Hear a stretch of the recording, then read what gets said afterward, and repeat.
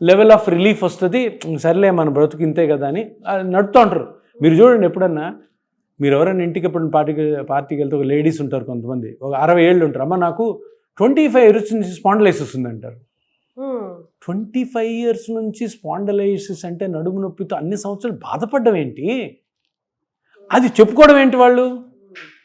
ఏదో నాకు 25 ఇయర్స్ నుంచి షుగర్ ఉందండి, షుగర్కి ట్రీట్మెంట్ లేదు కాబట్టి ఆ ట్యాబ్లెట్ వాడుకుంటే షుగర్ ఉంది, కంట్రోల్లో ఉంది అంటారు. ఈ బ్యాక్ పెయిన్ అంటే నాకు 25 ఇయర్స్ నుంచి స్పాండిలైటిస్ ఉంది అంటే అర్థం ఏంటి? 25 ఇయర్స్ నుంచి బ్యాక్ పెయిన్ సఫర్ అవుతున్నాను.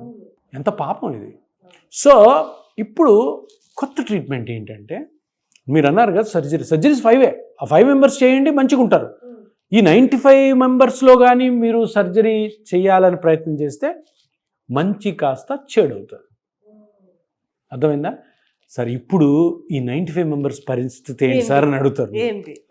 95 మెంబర్స్కి ఒక 6-7 సంవత్సరాల వరకు ఇదే పరిస్థితి. ఇప్పుడు రోజు వచ్చి మిమ్మల్ని ఒక స్కేల్తో కొడుతున్నాం అనుకో, ఒక 2-3 నెలలు బాధగా ఉంటుంది, 3వ నెల నుంచి అలవాటు అయిపోతుంది, నొప్పి అలవాటు పడతారు, వాళ్ళ నడక మారిపోతుంది, వాళ్ళు ఏదన్నా వంగాలంటే భయపడతారు, వంగరు, ఎందుకు? బ్యాక్ పెయిన్ ఉంది.